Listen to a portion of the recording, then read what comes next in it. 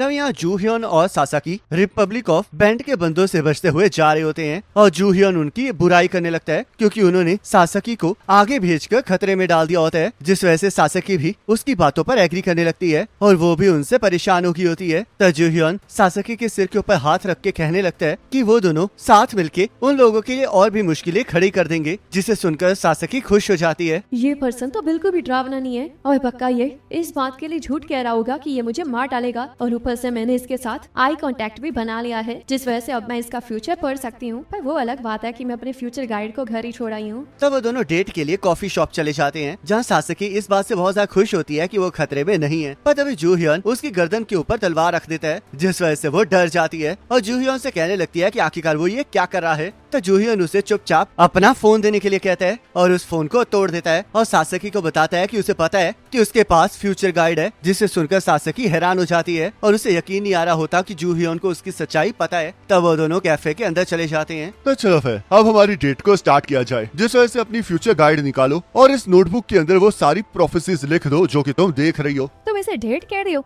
और वैसे भी मैं अपनी फ्यूचर गाइड को घर छोड़ आई हूँ। मजाक करना बंद करो और अपने हाथों के ऊपर बने हुए निशान को टच करो ताकि तुम फ्यूचर गाइड को यहाँ पर समन कर सको। तुम्हें इतनी सी भी बेसिक चीज नहीं पता है। तो सासाकी ये सुन के हैरान हो जाती है और जैसे अपने हाथों पर बने हुए टैटू को टच करती है, वैसे उसकी फ्यूचर गाइड वहाँ पर आ जाती है, जिस वजह से जूहियन उसे अपना काम स्टार्ट करने के लिए कहता है। तो थोड़ी देर बाद जूहियन उसे और ज्यादा तेजी से लिखने के लिए कहता है, पर सासाकी कहने लगती है कि उसके हाथ दर्द कर रहे हैं और अगर उसे इतनी ही जल्दी है तो वो फ्यूचर गाइड को उसे दे सकती है ताकि वो वहाँ से जा सके। पर जूहियन उसे वहाँ से जाने से मना कर देता है, जिस वजह से सासाकी को यकीन नहीं आ रहा होता कि जूहियन की हॉटनेस को देखकर वो फंस गई है। अगर मैं तुमसे फ्यूचर गाइड को छीन सकता तो मैं ये पहले ही कर चुका होता, पर फ्यूचर गाइड एक एस रैंक रेलिक है, इसलिए अगर मैं इससे जबरदस्ती डोमिनेट करने की कोशिश करूंगा तो मुझे इसकी बहुत बड़ी पेनल्टी मिलेगी। मुरामासा कुक डोमिनेट करते टाइम तो सिर्फ मेरा हाथ ही चला था क्योंकि वो एक लो रैंक रेलिक था, पर अगर इस बार मैंने ऐसा किया तो मैं सस्ते में नहीं छूटूंगा। तो जूहियन को बाहर से कुछ आवाजें सुनाई देने लगती हैं, जिस वजह से उसे एहसास हो जाता है कि रिपब्लिक ऑफ बैंड के सोल्जर्स वहाँ पर आ गए हैं और वो अपनी तलवार को बाहर निकाल लेता है। तब इससे सासाकी बहुत ज्यादा डर जाती है और जूहियन को उसे छोड़ने के लिए कहने लगती है, पर जूहियन उसे कहता है कि उसे कोई गलतफहमी हो गई है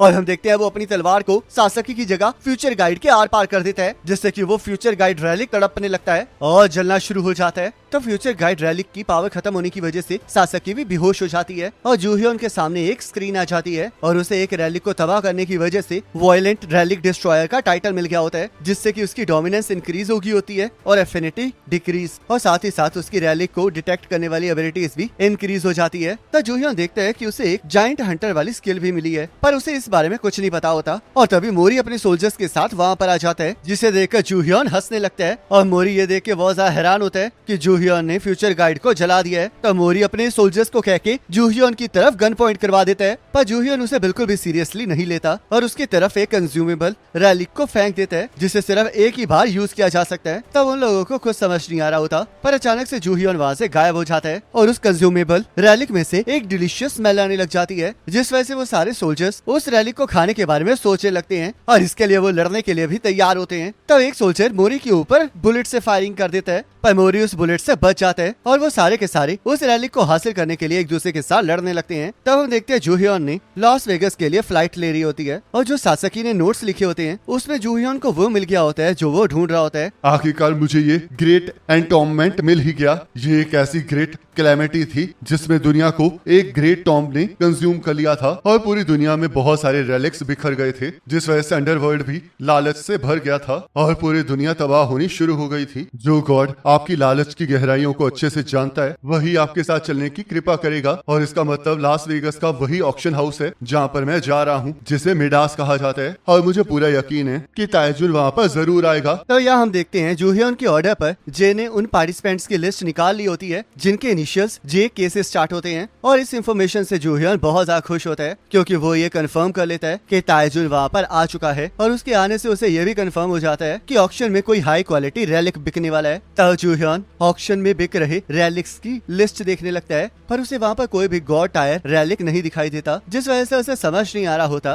कि आखिरकार प्रोफेसी में गॉड टायर रैलिक के बारे में क्यों बताया गया था। तब जूहियन देखता है कि उस लिस्ट में कुछ ऐसे रैलिक भी हैं जिन्हें वो खरीदना चाहता है और इसके लिए वो बिड करने के लिए तैयार होता है, जिस वजह से जे उसे कहने लगता है कि क्या उसका दिमाग खराब हो गया, क्योंकि वो ऑक्शन ही 100 मिलियन से स्टार्ट होता है। तो जूहियन उसे बताता है कि चाहे अभी उसके पास पैसे नहीं है, पर वो लोग भूल रहे हैं कि वो इस टाइम लास वेगस में है, जहाँ पर इतने कसिनोज हैं कि वो अपने पैसे इकट्ठे कर सकते हैं। तो यहाँ एक लड़की ताइजुन के साथी को बताती है कि फ्यूचर गाइड को एक इंसान ने डिस्ट्रॉय कर दिया है और उनके सोल्जर्स को भी हरा दिया है, जिसे सुनकर वो बंदा बहुत हैरान हो जाता है और वो लड़की उससे पूछने लगती है कि क्या उन्हें उसे ढूंढकर ठिकाने लगा देना चाहिए, पर वो पर्सन उसके लिए मना कर देता है और चाह रहा होता है कि वो जूहियन को अपनी टीम में रिक्रूट करके उसका इस्तेमाल कर सके। तो यहाँ हम देखते हैं जूहियन लगातार जैकपॉट जीतता जा रहा होता है, जिसे देखकर जे और उसके साथी भी बहुत ज्यादा हैरान हो जाते हैं और उन्हें समझ नहीं आ रहा होता कि जूहियन ऐसा कर कैसे पा रहा है। तो जूहियन का एक और जैकपॉट लग जाता है, जिससे कि सभी लोग और भी ज्यादा हैरान हो जाते हैं और वहाँ पर कसिनो की सिक्योरिटी आ जाती है ताकि वो ये चेक कर सकें कि कहीं जूहियन चीटिंग तो नहीं कर रहा है। तो चेकिंग के दौरान सिक्योरिटी को जूहियन के पास से कुछ भी नहीं मिलता,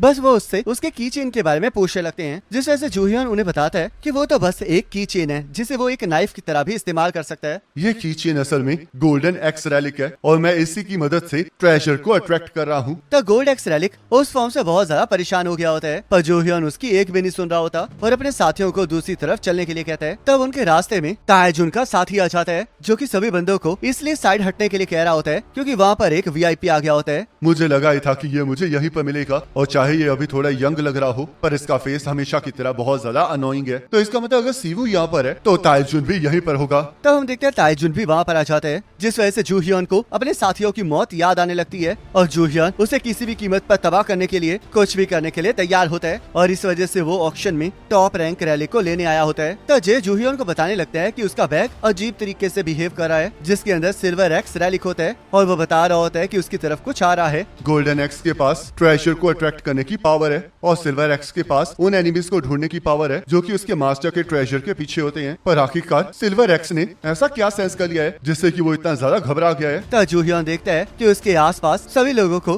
पैसों को लेकर तंगी होना स्टार्ट हो जाती है, पर उसे समझ नहीं आ रहा होता कि आखिरकार इसका कारण क्या है। तभी अचानक से उसे वहाँ पर एक लड़की दिखाई देती है, जिसे देखकर वो घबरा जाता है। ये तो होल्टन फैमिली की यंगेस्ट डॉटर आयरिन होल्टन है। मेरे पास्ट में वापस आने से पहले जिन लोगों के पास गॉड टायर रैलिक थे उन्हें king of destiny, king of conquest और किंग ऑफ अबंडेंस कहा जाता था, पर उनमें से भी आयरिन के पास सबसे ज्यादा खतरनाक पावर थी, जिस वजह से उसका निकनेम था किंग ऑफ बैंकरप्सी। और जो भी इसके करीब भी जाता था वो बहुत तरह के मिसफॉर्च्यून से घिर जाता था। इसकी वजह से लोगों ने बहुत अपनी वेल्थ खोई, वो बीमार भी पड़े और बहुत सी कंपनियां बैंकरप्ट भी हो गईं, जिस वजह से मुझे इससे दूर ही रहना चाहिए। तो जूहियन अपने साथियों को वहाँ से जल्द बाहर निकलने के लिए कहता है, पर तभी आयरिन उसे देख लेती है और उसे बुलाने लगती है, जिससे कि जूहियन का बुरा हाल हो जाता है और वो और भी ज्यादा तेजी से चलते हुए कसिनो से बाहर जाने की कोशिश करने लगता है। पर जैसे ही वो दरवाजे को हाथ लगाता है वैसे ही उसे एक जोरदार करंट लगता है और ये सब कुछ आयरिन के रैलिक की वजह से ही हो रहा होता है। तब आयरिन जूहियन का हाथ पकड़ के उससे बात करने की कोशिश करने लगती है, जिस वजह से जूहियन की रैलिक की पावर और ज्यादा कमजोर हो जाती है और उसका रैलिक डैमेज होने की वजह से उसका लक भी कम हो जाता है, जिस वजह से वो आयरिन को अपने आप से दूर रहने के लिए कहता है। और जे और उसके साथियों को समझ नहीं आ रहा होता कि आखिरकार जूहियन ऐसे एक्ट क्यों कर रहा है। तब आयरिन इस चीज के लिए माफी मांगने लगती है और जूहियन से पूछने लगती है कि क्या वो वही है जो कि अभी जैकपॉट जीत रहा था, और हमें पता चलता है कि वो उसे ही ढूंढ रही होती है और उससे एडवाइस लेना चाह रही होती है। तो ये सुनकर जे और उसके साथी बहुत खुश हो जाते हैं, पर जूहियन कहने लगता है कि वो वाला बंदा नहीं है, जिस वजह से जे उसके पास आ जाता है और खुद उस लड़की को हैंडल करने के बारे में कहने लगता है। तब हम देखते हैं जैसे ही वो तीनों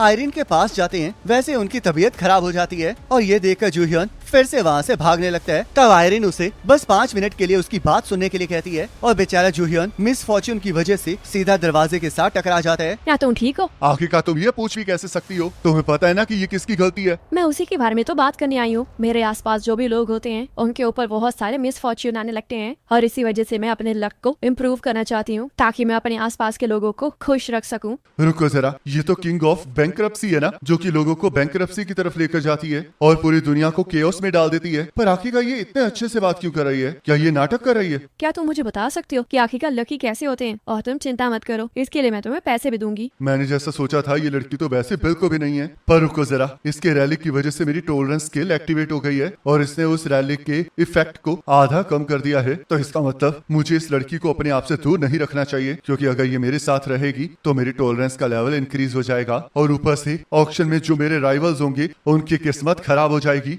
तो मेरे लिए तो ये और भी ज्यादा अच्छी बात है। तो जूहियन आयरन को बताता है कि वो इस टाइम ऑक्शन हाउस में जा रहा है और अगर वो चाहती है तो वो उसके साथ वहाँ पर चल सकती है जहाँ पर वो अपनी डील की बात कर सकते हैं। तो ये सुनकर आयरन बहुत खुश हो जाती है और जूहियन के साथ चलने के लिए अभी तैयार हो जाती है। तब हम देखते हैं वो दोनों ऑक्शन हाउस पहुंच गए होते हैं जहाँ पर ऑक्शन स्टार्ट हो जाता है। आयरन को यहाँ पर लाने की वजह से 2-3 पार्टीज तो यहाँ से पहले ही चली गई हैं क्योंकि उन्हें मिस फॉर्च्यून का सामना करना पड़ रहा है। और मैंने ये भी सुना है कि ताइजोन की फैक्ट्री के अंदर भी आग लग गई है पर वो यहाँ से नहीं गया है, जिसका मतलब इस ऑक्शन के अंदर जरूर कोई ऐसी चीज है जिससे वो हर हालत में पाना चाहता है। वैसे मुझे कभी नहीं लगा था कि किंग ऑफ बैंकरप्सी ऐसी पर्सन होगी क्योंकि ये बिल्कुल वैसी दिखाई नहीं दे रही है जैसी मुझे याद है। और ऊपर से तो इसे रेलिक्स के बारे में भी कुछ नहीं पता है तो फिर ये शायद इस वजह से होगा कि रेलिक अभी इसके ऊपर भारी पड़ रहा है और शायद इसी वजह से जब इसकी लाइफ बिगड़ी होगी तो रेलिक ऑफ मिस फॉर्च्यून ने इसे पोजेस कर लिया होगा और इसकी पर्सनैलिटी पूरी तरह से बदल गई होगी। तब आयरन जूहियन को इस बात के लिए थैंक यू कहने लगती है कि उसने उसकी रिक्वेस्ट को मान लिया है और वो इस वजह से बहुत ज्यादा खुश होती है कि कोई तो है जो कि बेफिक्र होकर उसके साथ बैठा हुआ है। तब आयरन के खुश होने की वजह से उसके रेलिक की पावर बढ़ने लगती है जिस वजह से वो पूरी जगह हिलना स्टार्ट हो जाती है और इससे जूहियन के रेलिक भी डैमेज होना स्टार्ट हो जाते हैं। तब इस वजह से जूहियन को एहसास हो जाता है कि रेलिक ऑफ फॉर्च्यून कितना ज्यादा साइकोपैथ है और वो आयरन को शांत रहने के लिए कहने लगता है, जिस वजह से आयरन उसे मुश्किल में डालने के लिए उससे माफी मांगने लगती है और उसका मूड चेंज होने की वजह से रेलिक भी शांत हो जाता है। तो ऑक्शन भी फिर से स्टार्ट हो जाता है और हम देखते हैं दो लोग एक चीज के लिए आपस में लड़ना स्टार्ट कर देते हैं और ये रेलिक ऑफ मिस फॉर्च्यून की वजह से ही हो रहा होता है क्योंकि उसकी पावर की वजह से उनका मानसिक संतुलन हिल गया होता है जिससे कि जूहियन बहुत खुश हो जाता है क्योंकि इससे वो अपने राइवल्स को बड़ी आसानी से हरा सकता है। तब जूहियन आयरन को खुश करने के लिए उनकी बीच की डील के बारे में बात करने लगता है ताकि आयरन अपने आसपास के लोगों को खुश रख सके और इससे आयरन खुश हो जाती है। इस टाइम मैं ऐसे एक्ट कर रहा हूँ जैसे कि इसकी प्रॉब्लम जल्दी ही सॉल्व हो जाएगी जिससे कि इसका मूड इंप्रूव हो रहा है और रेलिक की पावर भी बढ़ रही है जिस वजह से सारे पार्टिसिपेंट्स अपने दिमाग को खो रहे हैं और हर आइटम के साथ ऑब्सेस्ड होते जा रहे हैं। पर ताइजुन पर इसका असर नहीं हो रहा है और ये शायद इस वजह से है क्योंकि उसकी डोमिनेंस हाई है। पर फिर भी अगर वो कुछ ऐसा खरीदना चाह रहा है जो कि मेरे किसी काम का नहीं है तो मैं बोली लगा के उसे महंगा कर दे रहा हूँ। तो चलो फिर अब मैंने कोड ऑफ हामुराबी, शेक्सपियर पेन और मैरी के नेकलेस को हासिल कर लिया है पर यहाँ पर मुझे वो गोल्ड टायर रेलिक दिखाई नहीं दिया है जिसके बारे में